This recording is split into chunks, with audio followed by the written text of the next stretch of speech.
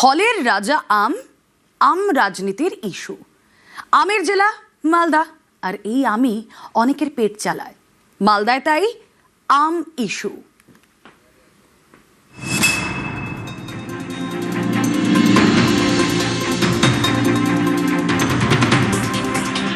ফলের রাজা আম আর আমের জেলা মালদা।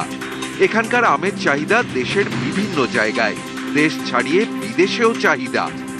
আম মালদার অর্থনীতির মেরুদণ্ড, অনেকের পেট চলে, ওটেও তাই ইস্যু আম।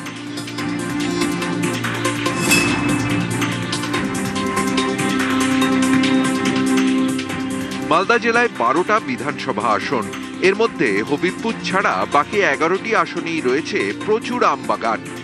জেলা উদ্যান পালন দপ্তরের তথ্য অনুযায়ী এবছর 31,870 হেক্টর জমিতে আম চাষ হয়েছে। এই জমি থেকে 3 লক্ষ মেট্রিক টন আম উৎপাদনের সম্ভাবনা। এতে আম চাষিদের মুখে হাসি, একসঙ্গে চিন্তাও রয়েছে, কারণ বেশি ফলন হলে সেরকম দাম নাও মিলতে পারে। অনেকের এও অভিযোগ, আম নিয়ে মালদা জেলায় বড় কোনো শিল্প গড়ে ওঠেনি, আম সংরক্ষণের ব্যবস্থাও তেমন উন্নত নয়। আগে তো ধরেন ভালো লাভ হতো, যখন বাংলাদেশ আমটা যেত তখন ভালো লাভ হতো। এখন ধরেন তার চাইতে খরচ পড়ে গেছে 4 গুণ বেশি।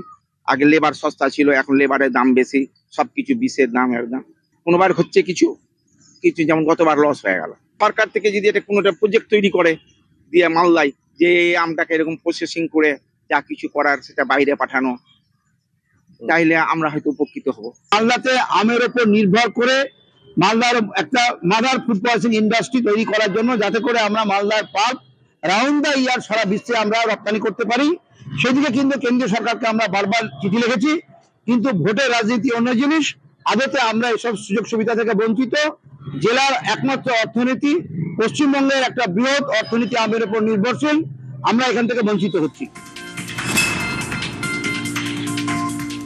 এই বছর আমরা 300 থেকে 500 মেট্রিক টনের মতো টার্গেট নিয়েছি, এবং এই আমটা একটু কোয়ালিটি আম করার জন্য বেশ কিছু আইডেন্টিফাইড কৃষককে আমরা ট্রেনিং দিয়ে সিআইএসসিও সহযোগিতা করছেন, এবং ব্যাগিং করব যাতে করে একটু কালারটা আরো বেটার হয়। এই বছর আমরা টার্গেট নিয়েছি 300 থেকে 500 মেট্রিক টনের উপর আম পাঠাবো বিভিন্ন প্রান্তে।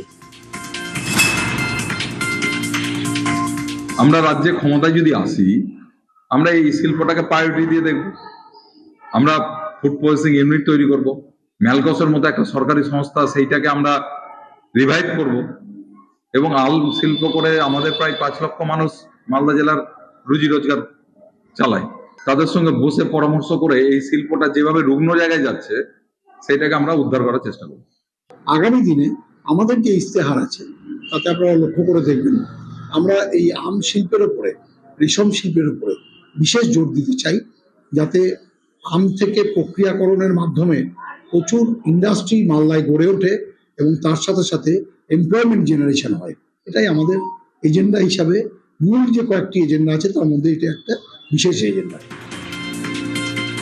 মালদা থেকে ক্যামেরায় লিপেশ লালার সঙ্গে সেবক দেব শর্মা, নিউজ 18 বাংলা।